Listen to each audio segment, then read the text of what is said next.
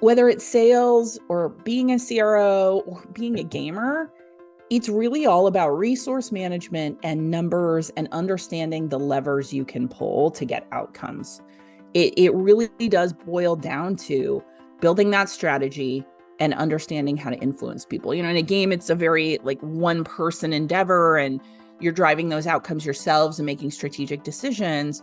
When you get into sales, it becomes sort of two-player. You have to start to think about the person you're trying to do business with, what matters to them, how do you create outcomes for them and your own company. And CRO just takes that to a next level of thinking about dozens or hundreds of people. How do you manage those resources in a way to create a certain outcome? So it all comes down to the same stuff. It's just curiosity, asking lots of questions, doing discovery, and understanding where your levers are that you can pull to create the outcomes you're trying to create. Today is Vanta's Chief Revenue Officer, Stevie Case. Stevie oversees Vanta's go-to-market team to support the company's rapid growth. She brings over 15 years of sales and business development experience to the new role, most recently serving as Vice President of Mid-Market Sales at Twilio, a market-leading cloud communications platform. Joining as one of the first account executives, Stevie played a pivotal role in establishing Twilio's enterprise business with key Fortune 500 customers generating more than $400 million in annual recurring revenue. She helped grow the sales team from a dozen to over 1,000 team members. Stevie also supports startups, serving as an angel investor and an advisor for the past decade. So Stevie, welcome to the Second in Command podcast. Thanks so much. It's great to be here. Yeah, selfishly, I want to dive in about all this angel investing. So I'll just add that to the list of topics to ask you about, because I've got some super interesting questions, hopefully, and then I'd love to hear some of your advice. But walk me through a little bit about kind of how you got into the role that you're in today. Kind of what got you in your career to being a CRO and really second in command of Vanta? Yeah, I've had a very non-traditional path to the role, is the honest answer. I started at the University of Kansas thinking I was going to be a lawyer and was going down a pre-law path. I ended up dropping out of school and starting my career as a professional video gamer. And that is the thing that indirectly led me into tech. So I played video games professionally. I ended up making video games for a living. And then I ended up sidestepping into mainstream tech. I was working at Warner Brothers producing mobile video games. And I had a vendor who approached me and said, I need a junior salesperson. I think I could teach you to sell. Like, what do you think? And the truth was, I thought it sounded really uncomfortable and I had no idea what sales was. And so I thought that I've always been about a challenge. So I took that role and I've been in sales ever since and worked my way up, have had experience at small companies, big companies. And Twilio was the place that really taught me how to scale. So I went from being an individual contributor to running a $400 million business there, growing a huge team. And so when the opportunity came to come over and play that scale playbook at a growing startup at Vanta, I jumped on it. Okay, so walk me through the logic or the mindset of going into sales. Was it to get out of gaming? Did you not think gaming was professional or something back in the day and sales seemed like a career path? Or because you said junior sales role?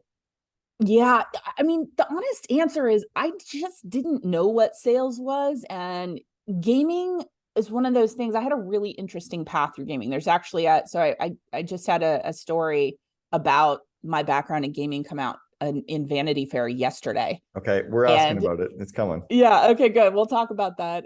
And it's all I knew. I'm a kid from Kansas. I dropped out of college. I had no sense of the world, no passport. I really was not worldly and had not seen a lot. So I didn't have an idea of what sales was. It just seemed like a really good challenge. It sounded unfamiliar. I didn't know what it was or what it meant. And it was something I wanted to learn about. I was a shy kid. I was really shy. Wow. And so it felt like a big challenge. And I love a challenge. And it felt like something I could learn. Wow. Okay. Tell me about gaming. I mean, my kids are going to lose their shit just finding out I'm talking to a former professional gamer. That's kind of cool anyway. So how old were you when you were doing that? And what was that like? What is it? What was it then? Because I guess we've had some exposure to it in the last 10 years. Yeah, it's radically different today than it was then. Back then, so we're talking late 90s, and I went off to University of Kansas when I was 17. It was Quake and Doom. So early days first person shooters. It was really early days of the internet. Hmm. And with Quake coming out, it was one of the first games that you could actually play competitively online. You know, we were going into a console inside the game and like typing the IP addresses of Wow. servers to connect, and very basic text chat, but it was multiplayer. Yeah. And, IRC was a thing. There was this like very beginning of the social aspects of the internet.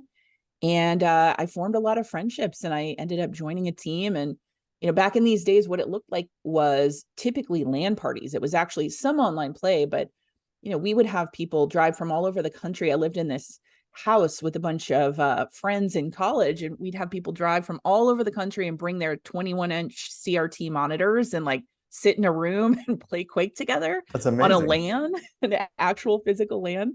So that's what it looked like back then. And I got sponsorships from joystick companies, and I joined the very first league and was actually paid full time to play the game competitively. Wow. Okay. So knowing what the space is today, is there not something pulling on your heartstrings to go back into that industry at all? No. Okay. I will say this. I will always be a gamer at heart. Yeah. The industry itself, I think, is a tough place, Hmm. and it's a particularly tough place for women. Not to say mainstream tech isn't. Yeah. It certainly is and can be, but I have managed to carve a path in traditional mainstream tech that I find much more hospitable. I'm Got it. 46 now. I'm a, Okay. I'm a grown up now, and as a grown up adult woman, like mainstream tech has been Yeah. much open to me than gaming. So as much as I love gaming, it is now a hobby as opposed to a Okay. profession. And you haven't ruined your hobby, which is kind of cool too, right? That is true. Yeah. I remember my kids trying to explain that gaming was a thing and they were professional. And I thought they were lying to me. I'm like, you guys are idiots. You're like 10 and 8. That's really funny. Like, and then I started hearing about it. I'm like, what? This is like, it's a big deal. You can make a huge amount of money. I mean, what I will tell you about that is we had this vision back then of gaming being a real professional endeavor, and having true competitions in arenas and having it on ESPN and in the Olympics. Like that was the vision. Oh, so you thought you And talked about it too. oh yeah, oh yeah, that was what we all believed would come to fruition, and really we're there in a lot of ways. There are people making hundreds of thousands, and in some cases even millions of dollars as pro gamers, and it's a real profession for folks today. And people do show up to Staples Center in LA and watch professional video gamers battle it out. Yeah, well, I spoke to the CEO of a professional gaming company in California. I don't remember his name, Steve, I think was his name, Electronic or something. It's had like something like lightning or something in my, is what I'm remembering about the name. Anyway, Mm-hmm. like a multi-million-dollar business. And he's not even the gamer. He's just like, he owns teams and they have houses and trainers. And anyway, blah, blah, Yeah, blah. it is a thing. There are gaming houses out It's there, cool. and it's also, there are aspects of it that look a lot like real professional athletics, in that requires twitch reflexes. You really do have to practice. This is like 8 hours a Oh, day. It's a sure. full-time job. And you also age out because your twitch reflexes fade at a certain age. In that sort of mid to early 20s, they Yeah. fade, and you cannot be competitive anymore And in some games. my eyesight Yeah, too. bad eyesight's another one. All right. So then you drop into a junior sales role, kind of brings you into the business world a little bit. Anything that you've pulled from sales that you still carry with you in your career today? Yeah. And it's the same thread I pulled from gaming, truthfully. I think that when it comes down to it, whether it's sales or being a CRO or being a gamer, it's really all about resource management and numbers and understanding the levers you can pull to get outcomes. It really does boil down to building that strategy and understanding how to influence people. In a game, it's a very like one person endeavor, and you're driving those outcomes yourselves and making strategic decisions. When you get into sales, it becomes sort of two-player. You have to start to think about the person you're trying to do business with, what matters to them, how do you create outcomes for them and your own company.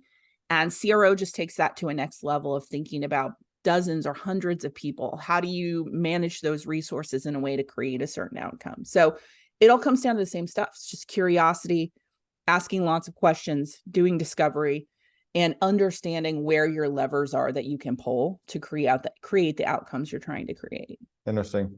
All right, I'm going to ask you about Vanity Fair, because you kind of just gee shucks that in there, that you were just covered in Vanity Fair about gaming. What were they writing about? How did they learn about you?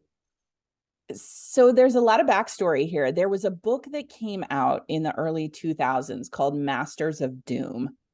And the author was a wonderful guy, Dave Kushner, who wrote about those early days of first-person shooters and Doom and Quake. And so I spent time with Dave way back, both in the writing of that book and even before. He actually came to cover that sort of LAN party gaming culture in 1996 when I lived in Kansas. So that's the first time I met him.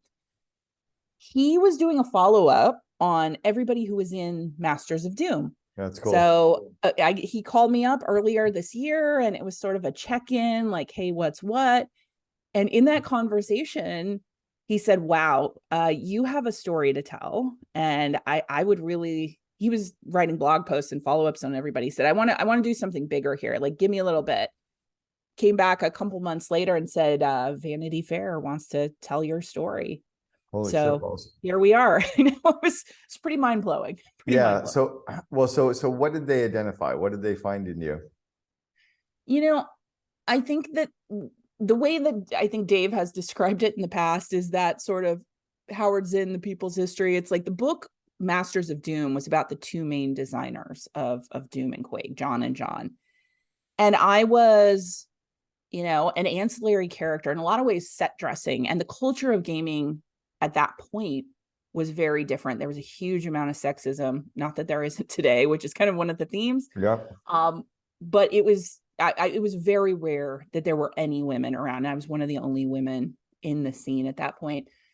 And really the story was about my experience through that time. So it was like retelling Masters of Doom in many ways, but through my eyes as somebody who was somewhat ancillary in the original story, but actually had a whole lot going on.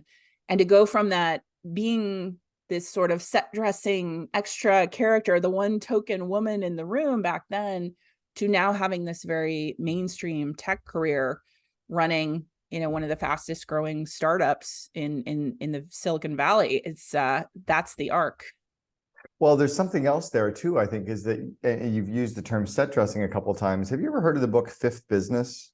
No. Fifth Business is a book, famous Canadian author, Robertson Davies. And the term fifth business is kind of like set dressing. You're kind of an insignificant character to the story.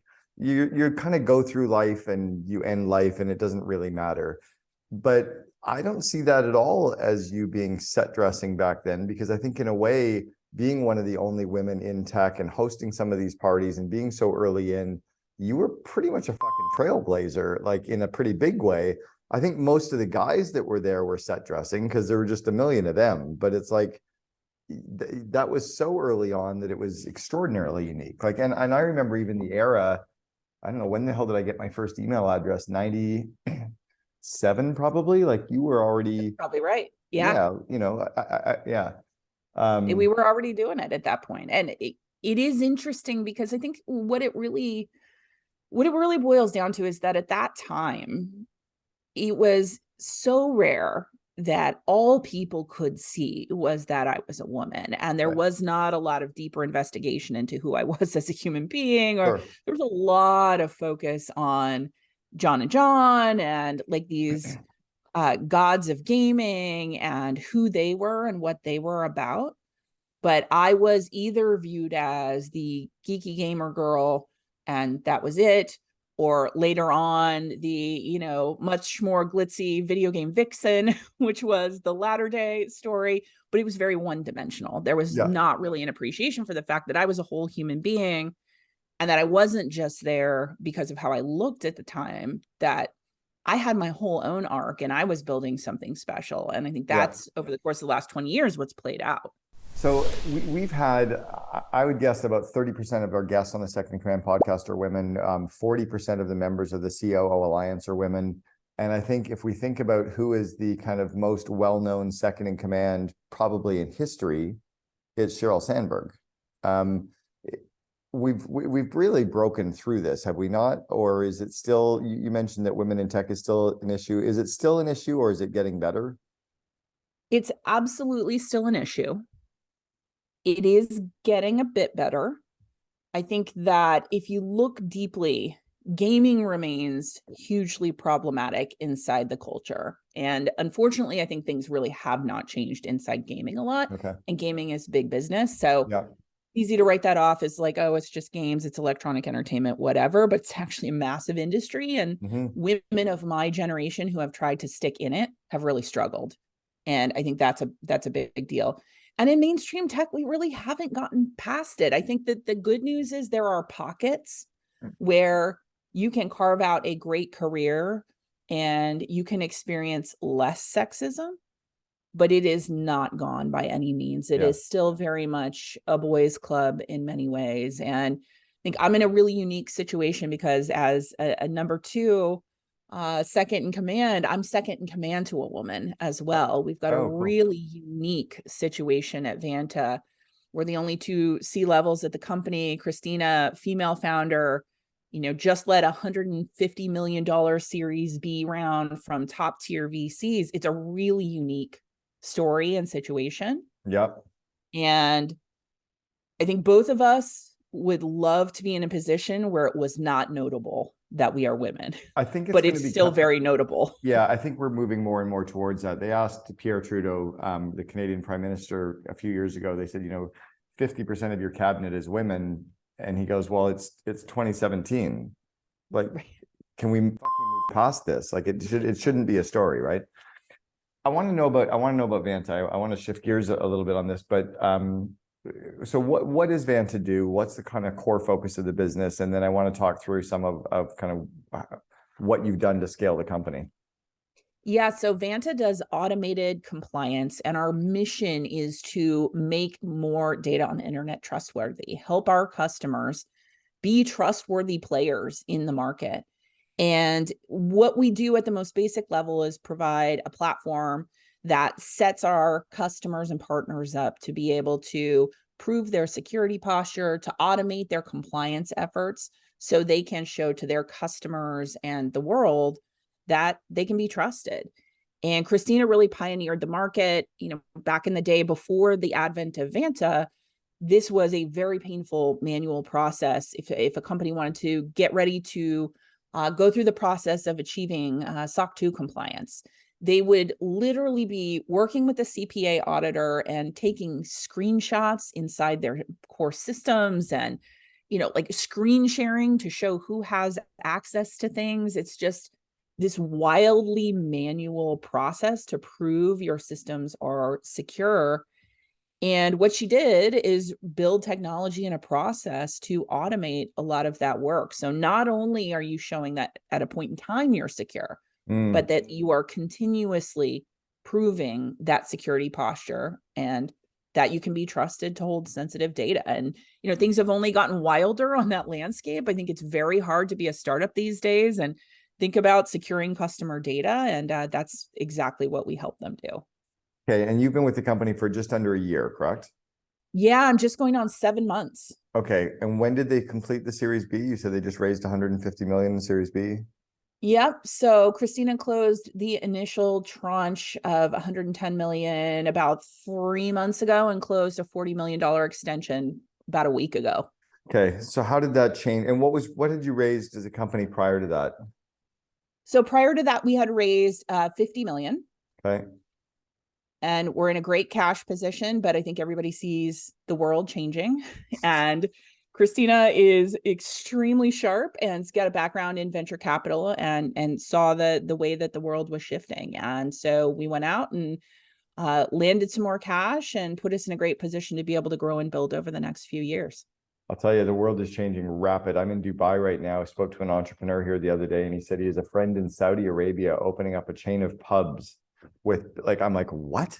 He's like, oh no, they're going Western on everything because they know they can't rely on oil as their entire source of income. I'm like, fuck, Oh, wow. When Saudi Arabia is opening up bars, like with literally kegs, Yeah. Yeah, the world's changing. Okay, so you'd raised 50, you've done another 110 with the second and 40 in the last 3 or 4 months. How does that change the organization, and how do you keep the blinders on and keep focused and not have that impact you? What are kind of the positive ripple effects and the negative ripple effects of that kind of a raise? Yeah, I think that there's always a temptation with a raise like that to go all out. And the honest answer is it doesn't change a lot. You know, Christina, and part of what drew me to the organization, she's really got a very disciplined mindset. So we've got a very busy space. We've got 30 plus copycat competitors that have come on the market because Vanta had this huge rocket ship growth.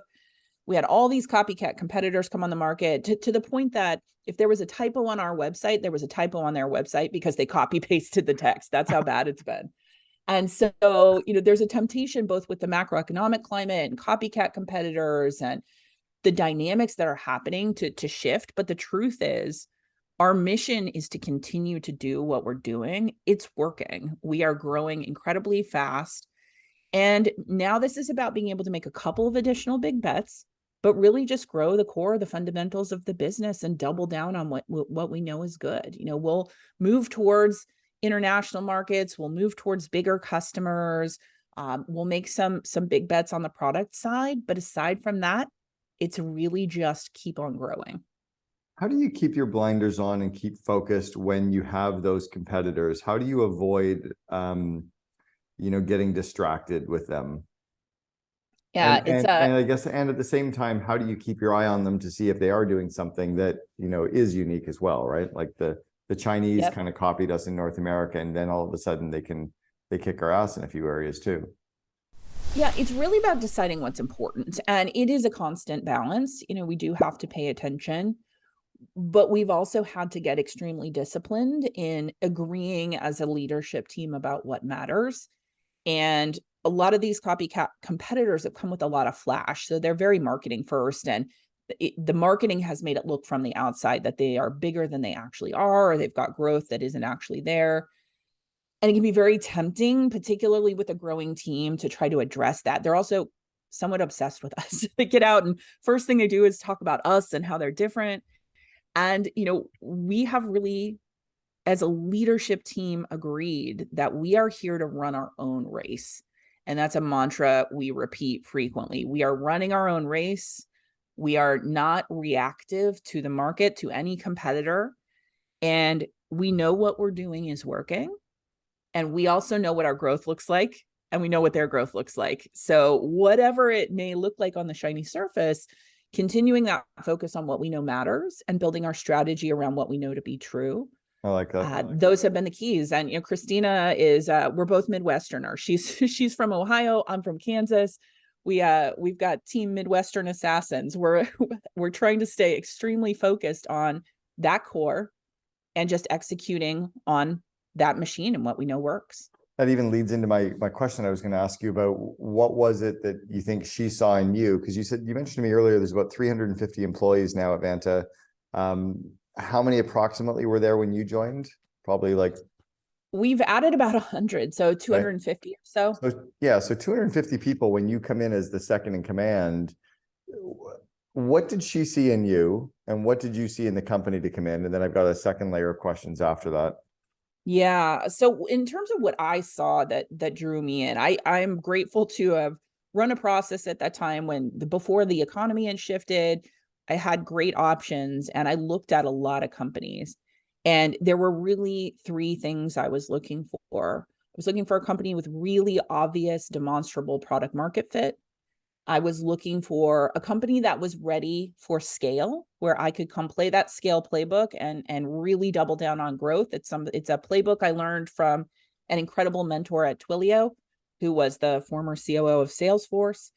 So I wanted to play that whole play. And then the third was I wanted an incredible leader. I wanted that top of the Christmas tree role to be somebody that I didn't just respect, but I really liked and felt had shared values and a shared approach to life.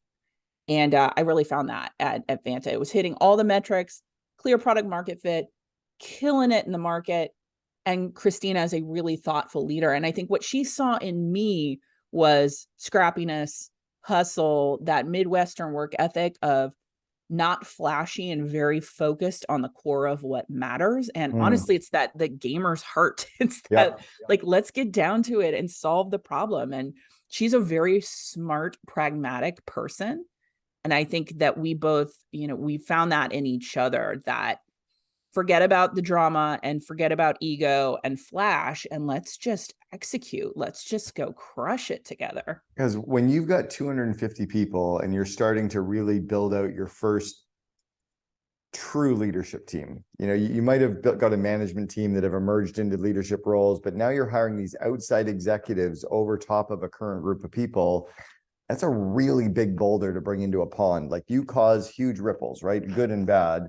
Yeah. She must have seen, what did she see in you? Like, was it that scrappy work ethic, the values? Was it that she knew? Like, did she talk to you about that? Yeah, I do think that was a big element of it, was that this whole, there's a very Midwestern vibe in a lot of ways inside the company. And that I think that our desire is to keep our head down and just execute. And she saw that in me. And there were also, she's very bright. She had a clear checklist, and there were elements of my experience that really resonated. So things like, I had seen scale. So I had taken, the team at Twilio from basically no sales team to 1,000-person sales org, and I played a key role in that growth. I had endorsements from some mentors who clearly know their stuff and were able to articulate that they believed I could do the job. And I had done some key things. Like, one of the things I did at Twilio was we started with a lot of inbound interest and way more than a sales team could handle. And over the course of a few years, I helped the organization transition to an almost entirely outbound motion.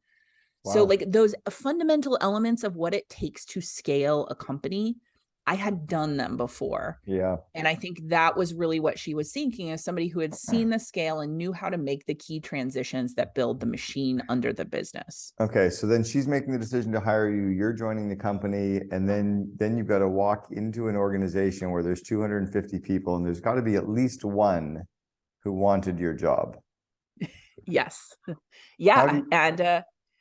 It's a challenge. How do you manage through that? How do you, what's your first 90 days like? How do you build that culture and the relationship with those people?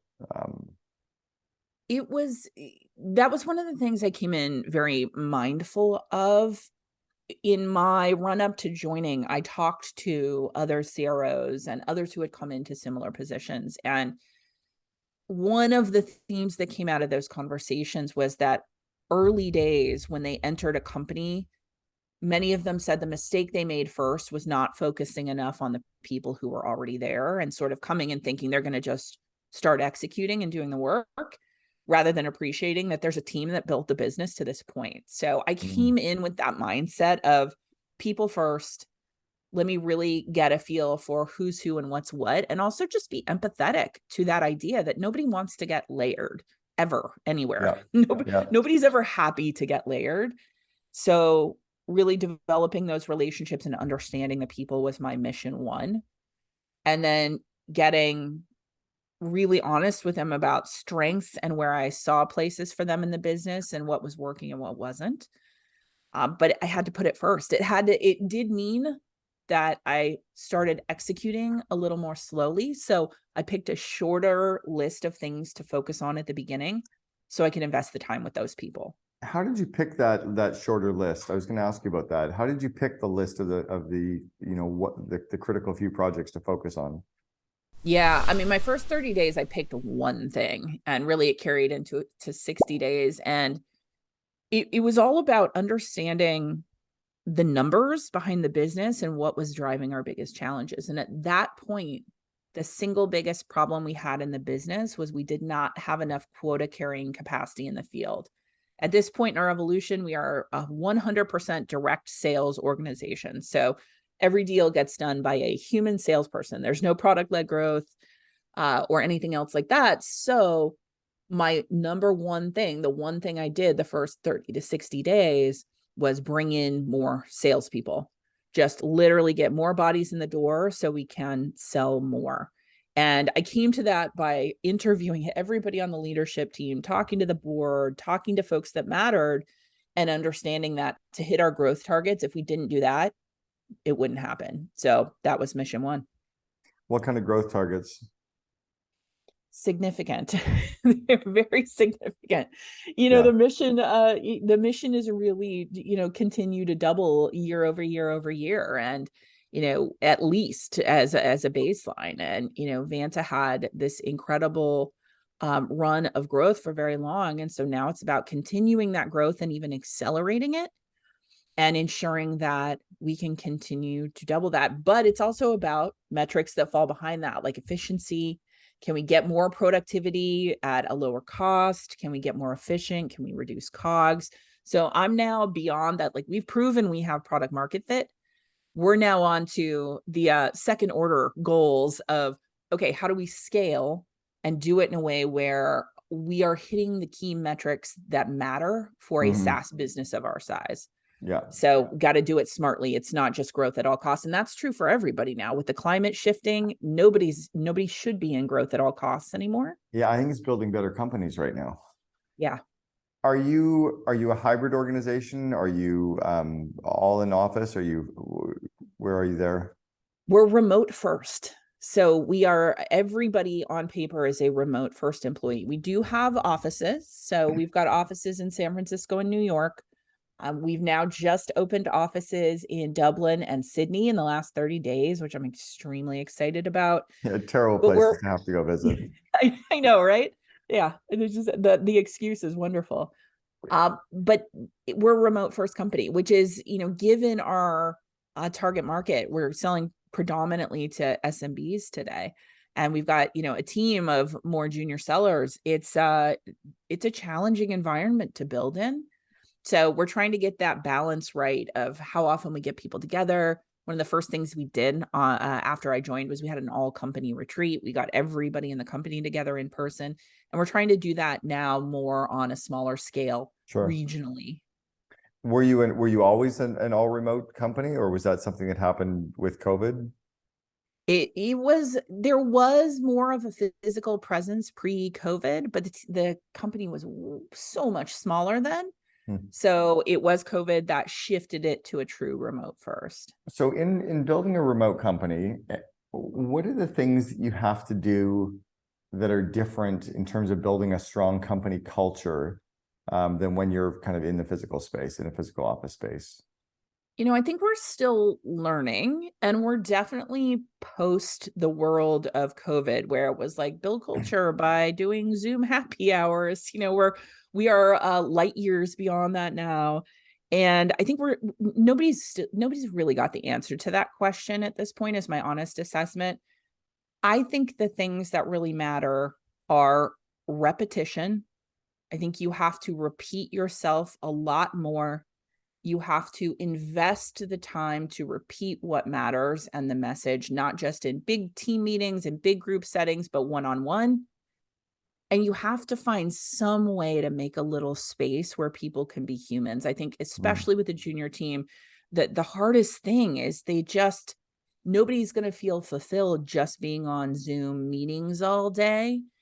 You've got to have that connective space in between where people get to know each other. And whether that's getting them together in the physical world intermittently, or creating a vibe on Slack where people can be human and we celebrate each other, I think that's really the key. And I don't know that anybody has nailed that yet. Yeah, we haven't cracked the code. Part of it.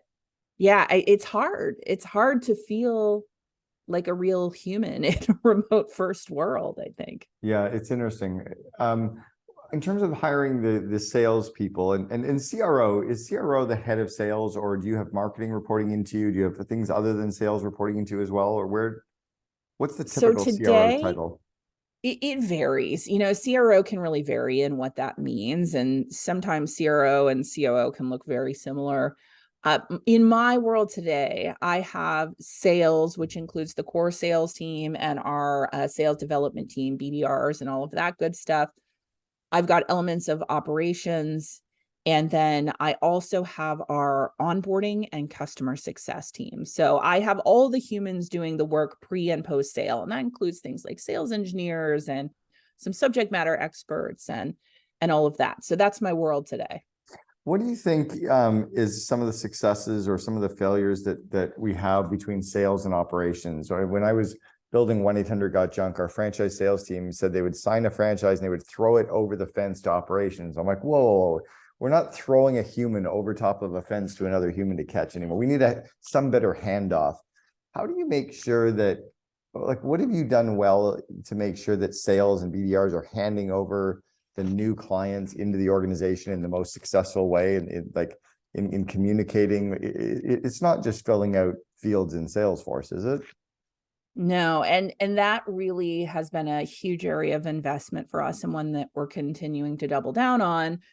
I think that we started out with that idea as a team. It's like, okay, I've closed the deal. My work here is done. And then we moved to well, there's got to be a better handoff, fill out the fields in Salesforce with step 2. Like, at least we're sharing data now. Yeah. But really that does not solve the problem. And at this point, my honest assessment is, and it comes back to the remote first culture, you've got to have those groups regularly talking to each other and regularly interacting in some kind of way that isn't just a handoff. They have to know each other, they have to understand each other's priorities, and they have to work together as if they were one team. So one of the things I did early on, seeing that division, was we started building a mid-market team, which is, as we move up market, which is dealing with bigger companies.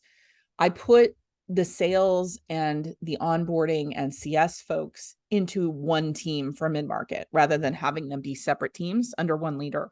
It's interesting. And by doing that, it's like they suddenly have all this connective tissue and they're talking to each other, and they've actually changed their motions Totally. to reflect something that works better. So just like putting them together has been a big key in getting them talking about what matters. I like that a lot. We've got our sales team now doing a video introduction to operations. So after they've signed the client, the salesperson actually needs to do a 3-minute Loom video to hand over, as well as fill out all the damn forms. But something's happening where they're doing a video and they don't get a commission until they send the video over to operations. So it's really forcing them to, and then operations has to say, I know enough now about this client that I'm receiving them. But that doesn't scale. Like, that's a small organization. I don't know how you do that with thousands of salespeople, right? But I think you nailed it with incentives, though, because incentives matter too. You've got to keep folks on the hook for that correct behavior. And that's part of what makes it scale. Like, you can talk about it all day. You can tell folks to do things. You can ask them to make the videos. But if you don't tie incentives to the behavior you need, it likely will not scale in a bigger org. Yeah, it's something to think through it. So you mentioned selling into enterprise. I'd like to ask you a question about that, and then I've got 2 other kind of final questions to wrap up. But what do you think some of the successes are for companies selling into the larger corporations or selling into government? My gosh. Yeah, I know this is probably it's probably 3 books, right? It is, and it's something I'm really passionate about. When I came into Twilio, we did not have an enterprise sales function in earnest. And I ended up in my first 12 months there doing 15 deals in the Fortune 500 at Twilio. And part of the battle was we were selling APIs, and enterprises are not used to buying APIs. It's just the style of technology, the way you have to contract it. It was very unfamiliar. And really, I think the heart of being successful at that is doing deep discovery and understanding the problems that enterprise is trying to solve. And you have to end up being a translator between the company trying to close the business and that enterprise. And there's no one right solution, but if you do great discovery, that's going to get you closer to how you solve the problem for them. And if you can solve a real problem, they will help you get through the hoops of procurement and the mess it takes to do business with an enterprise. It's really trying to understand them versus getting them to understand you. Yeah, Makes absolutely. Sense. All right. How about you in your role? I mean, you're operating as a CRO, you're operating as a second command. You've got huge numbers of people and growth. Where are you still growing your skills? Everywhere. That's a long list. Yeah. I don't know. I'm a lifelong learner. I want to always be challenged and pushing. And I think that There are a number of areas for me right now. I'd say my top three. Demand and marketing is a subject matter area that I'm really deeply trying to learn right now. It's a key to scaling our business, and I don't own the function, but I play a critical role in setting the strategy. Mm, So that's my subject matter area that I am learning. In terms of skill, you know, communication is probably the skill I'm most focused on now. I've got this very diverse org of folks from my leadership team, and that's really my team at the end of the day. Leaders at all levels and different functions, all of whom are new to me. I've got everything from very experienced VPs under me down to junior level sellers in their first closing role, trying to get the style and the cadence of communication right mm. is the single most important skill I'm hoping to nail in the next year. And it's tough. It's tough. Yeah, it's tough when, as you put it, you've got different styles of people, different levels of people. Then you're also dealing with the remote org, so you're not all in the same office. And are you dealing with multiple countries now as well? Well, you mentioned Yes. Australia, and are you dealing with multiple languages as well? You probably are, right? Not yet. Not Not yet. yet. We're super close. We're on the edge of that. Right now, everybody's English speaking, so that does make it a bit easier, but it's only getting more complicated from here. Yeah, shit gets real when all of a sudden you got ESL, because there's a sentence that I use all the time. It's a 6-word sentence. Have you ever seen the phrase "I didn't say you were beautiful"? And if No. you read that sentence and you put the emphasis on each of the 6 words, it means 6 different things. Like, I didn't say you were beautiful. I didn't say you were beautiful. I didn't say you were that. Like, English is hard enough with English people. Then you add other language, and then the fact that we're going so quickly, Yeah. all bets are off. Yeah, I piss off people with 6-word emails all the time, and I'm just saying happy birthday to them. It's crazy. Right. All right, I want to go back to the 21, 22-year-old Stevie Case. You've already dropped out of school, but what would you tell yourself? You're just starting your career. What advice would you give yourself that you know to be true today, but you wish you'd known back then? I think I know what this might be. I think the biggest thing I would impart on myself at that age is that there are no real limits in life. The limits are all perceived. They are all self-inflicted based on perception and these limitations that you grow up with in childhood, these ideas of who you are and what it takes to be successful. These are all fake. Like you can do anything. There are no doors that are truly closed. Mm. And once you give yourself that permission and stop being so afraid, all bets are off, and you can really just go anywhere and do anything. And I think coming to that realization, I wish I had come to that realization a lot earlier in life. Because you mentioned, this is beautiful. You mentioned that you were kind of an insecure kid back then. Is that the being afraid, the insecurity? Is that the tie-in? Absolutely. Yeah. I mean, I was so shy and so unsure. And I thought that there were just all of these things and structures in the world that I didn't have access to or didn't understand. And I didn't have the magic code, and other people must know a lot more than me. And, the deeper I get into my career, the more I realize we're all just making this up as we We're go. all We're all figuring it just out. learning. Yeah. Nobody's got the magic code. And sure, people know certain things better than others, but it's all learnable. Yeah. Okay. I want one more then. What advice would you give the insecure kids or youth that are 20, 21, 22, or even, they're in their mid-20s, early 30s that have still got that insecurity? How do you beat that? What do you do to beat that or to I get think better at it? you just get, it's practice is the honest answer. It's years of picking a mantra. And I met somebody early in career who said something that really stuck with me, which was he looked at the landscape of the industry and the world and what he wanted to do, and he thought, why not me? Why not me? And years of repeating that to yourself, why not me? Why can't that person be me? Why can't I be in that role? That practice over and over leads to actually believing it. It takes time. Does not come naturally. You have to repeat it. And the more you repeat that to yourself, the more you realize, like, yeah, why not? I love that. Yeah, I've always felt like we're all 16-year-olds trapped in adult bodies. And when you realize everybody else is a 16-year-old trapped in an adult body, it just got easier, right? 100%. We're Yeah. all on an even playing field. Everybody has the same feelings inside. You just got to go for it. Stop asking for permission and just give that permission to yourself.